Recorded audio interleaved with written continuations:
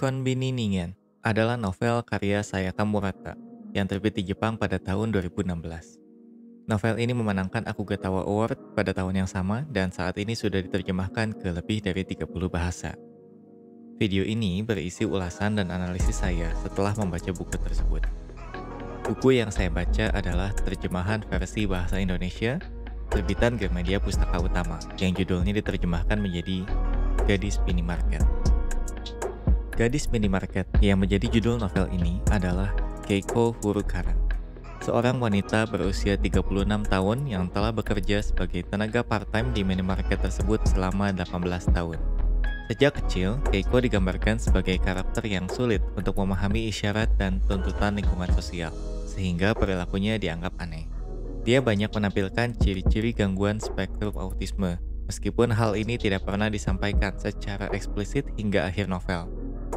Keiko nampak seperti robot yang salah diprogram dan seringkali memberikan respon yang janggal. Misalnya, ketika masih kecil dia menemukan burung di sekolah sudah mati. Dia tidak menunjukkan emosi sedih dan malah bingung. Kenapa harus sedih? Sambil memikirkan bahwa sepertinya burung ini sebaiknya dibuat jadi sate atau yakitori karena sudah terlanjur mati. Keiko juga cukup sadar bahwa dia memang berbeda dari kebanyakan orang pada umumnya, terutama lewat komentar-komentar anggota keluarganya. Pada akhirnya, keluarganya merasa lega ketika Keiko ternyata bisa kuliah dan juga memiliki pekerjaan paruh waktu di sebuah minimarket. Keiko sendiri merasa cukup nyaman dengan aktivitasnya di minimarket tersebut. Di dalam minimarket, semua hal sudah serba teratur. Dia pasti akan memulai pagi dengan briefing yang dapat dia pahami. Dia pasti tahu apa yang perlu dia lakukan ketika ada pembeli datang, dan dia pasti tahu posisi semua barang di dalam minimarket tersebut. Semua kepastian itu membuat dirinya merasa cukup normal. Ketika dia bisa menjalani perannya sebagai gadis minimarket, dia merasa lebih normal karena bisa memenuhi ekspektasi lingkungan dan sudah menjadi anggota masyarakat yang berguna. Dedikasi Keiko pada pekerjaannya sangatlah tinggi. Tanpa pekerjaannya, ia merasa kehilangan motivasi dan hidupnya tidak memiliki arti. Di minimarket, Keiko seperti terlahir kembali dengan identitas baru. Normal baru versi dirinya, yaitu seorang pegawai minimarket. Di pertengahan cerita, Keiko bertemu dengan Shihara, pegawai baru di minimarket tempat Keiko bekerja. Shihara banyak mengkritisi pemikiran Keiko mengenai norma masyarakat pada umumnya. Hal ini membuat Keiko mulai terusik dan dia mulai berpikir, jangan-jangan dia memang seburuk yang orang-orang pikirkan karena belum sesuai dengan harapan masyarakat pada umumnya. Karena Keiko ingin dinilai normal oleh masyarakat, dia pun berpikir pragmatis dan mengajak Shihara untuk tinggal bersamanya. Keiko berpikir bahwa ini akan menghentikan pemikiran negatif orang-orang yang menganggapnya aneh karena selama ini dia tidak pernah punya pacar. Sama seperti Keiko, Shihara digambarkan sebagai tokoh yang terkucilkan karena tidak bisa memenuhi norma masyarakat pada umumnya. Bedanya, dia adalah pribadi yang sangat sinis. Dia banyak menyalahkan masyarakat yang memiliki tuntutan yang menurutnya tidak masuk akal dan merepotkan orang-orang seperti dirinya. Di satu sisi, kehadiran Shihara ini membebani Keiko, sebab Shihara adalah orang yang menyebalkan dan juga seorang pengangguran yang tidak berkontribusi apa-apa. Namun di sisi lain, ternyata Keiko benar-benar jadi dianggap lebih normal dari lingkungan keluarga maupun lingkungan kerjanya. Hal ini juga membuatnya semakin sadar bahwa ternyata meskipun selama ini dia sudah merasa dirinya cukup normal dengan menjadi pekerja di minimarket, ternyata dia masih menjadi orang luar. Dalam beberapa monolog di novel ini, Keiko berkali-kali menjelaskan bahwa minimarket bukan hanya sekadar tempat belanja. Segala isi minimarket, seperti makanan dan minuman yang tertata rapi, makanan cepat saji yang diletakkan di dekat kasir, bahkan suara pintu ketika dibuka, merupakan metafora dari keteraturan sosial yang dijunjung masyarakat di sekitar kita. Sayaka Murata menggunakan suasana dalam minimarket sebagai gambaran akan kehidupan sosial masyarakat di seluruh dunia. Semua harus ikut aturan yang sama, dan setiap anggota masyarakat diharapkan untuk menjalani hidupnya sesuai dengan standar yang ditentukan. Jika ada orang yang tidak patuh, maka ia akan dianggap salah oleh masyarakat dan harus dikoreksi. Sistem masyarakat inilah yang membuat Keiko merasa terpuruk, karena terlalu banyak orang yang mengkritik gaya hidupnya. Keluarganya menganggap bahwa ia tidak normal, sehingga Keiko berpikir bahwa tidak ada tempat lain di masyarakat yang aman bagi dirinya, selain minimarket.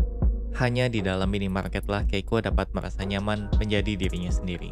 Sebenarnya, sama seperti Keiko, masing-masing dari kita juga membangun minimarket kita sendiri di dalam hidup kita. Sebuah tempat yang aman, yang segala isinya teratur. Semua hal yang ada di sana sejalan dengan apa yang kita harapkan. Meskipun mungkin keteraturan itu adalah hasil imajinasi kita sendiri yang tidak mencerminkan kenyataan hidup. Ketika dunia tidak berjalan seperti yang kita harapkan, kita berlari masuk kembali ke dalam minimarket tersebut. Meski demikian, kita tidak dapat selamanya hanya tinggal di dalam minimarket yang kita ciptakan sendiri. Seringkali kita harus melangkah keluar, karena ada hal-hal yang tidak akan pernah bisa kita capai bila kita hanya tinggal di zona nyaman tersebut. Dalam novel ini, Keiko mendefinisikan seluruh identitas dirinya hanya sebagai gadis minimarket saja. Tanpa statusnya sebagai gadis minimarket, dia merasa kehilangan dirinya sendiri dan merasa tidak normal lagi. Sama seperti Keiko, bila kita hanya mendefinisikan seluruh diri kita hanya pada satu identitas saja, misalnya sebagai ayah, sebagai ibu, sebagai pegawai, sebagai pengusaha, sebagai pelajar, atau sebagai peran lainnya, kita akan merasa kehilangan diri kita saat peran tersebut tidak bisa kita jalani lagi. Hal inilah yang membuat perubahan terasa tidak nyaman, meskipun tetap harus dijalani.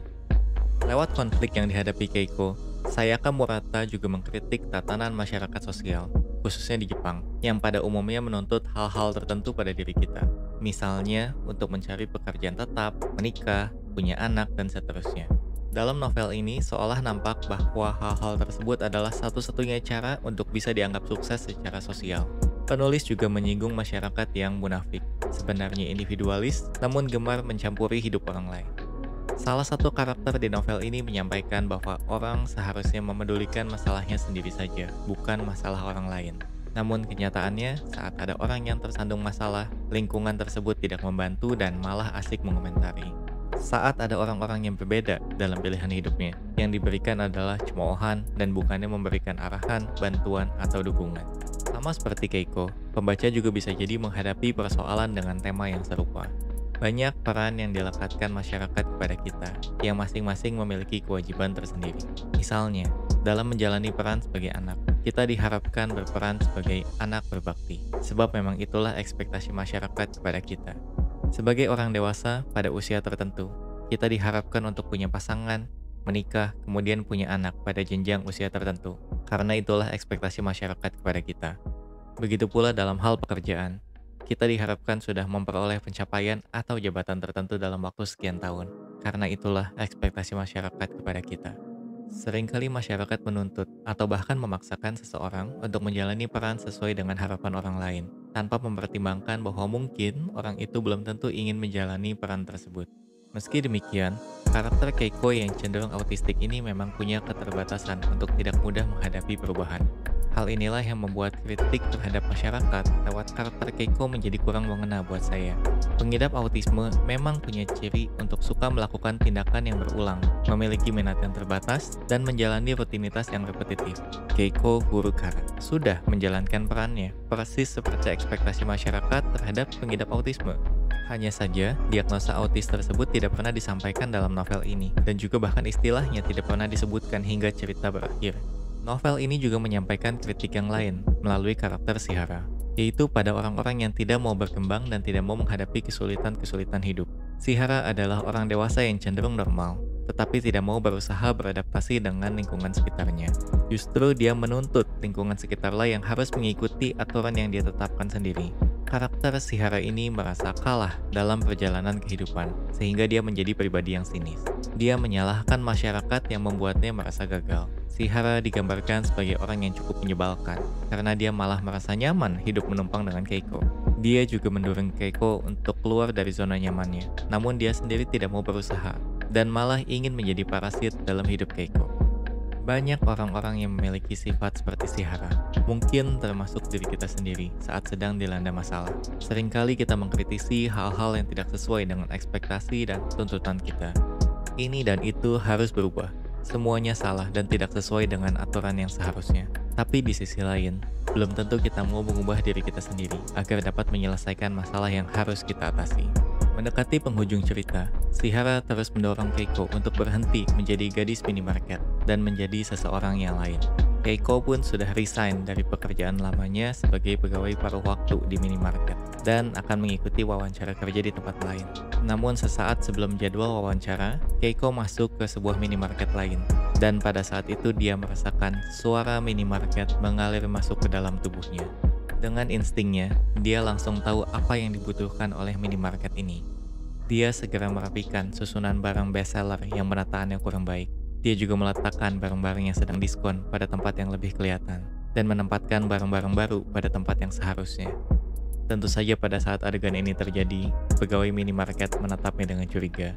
Tapi hampir secara langsung setelah barang-barang dirapikan oleh Keiko, pengunjung toko lain langsung menyadari barang-barang apa yang sedang diskon dan membeli barang tersebut. Keiko mengerjakan semua hal tersebut dengan sepenuh hati. Bagi Keiko, minimarket bukan hanya tempat bagi pelanggan untuk membeli barang-barang yang mereka perlukan, melainkan juga harus menjadi tempat yang memberikan kesenangan dan kebahagiaan ketika pelanggan menemukan barang yang disuka. Cerita pun ditutup dengan Keiko yang memutuskan untuk kembali pada identitas dirinya sebagai gadis minimarket. Dia melihat bayangannya sendiri di kaca jendela minimarket yang tadi ia datangi. Tangan dan kakinya ada untuk minimarket, dan untuk pertama kalinya, Keiko menganggap sosok dirinya yang terpantul di kaca adalah binatang yang memiliki arti. Semoga kita semua mendapatkan kesempatan yang sama seperti Keiko saat menatap diri kita di cermin. Melihat diri kita sebagai makhluk yang memiliki arti dalam hidupnya.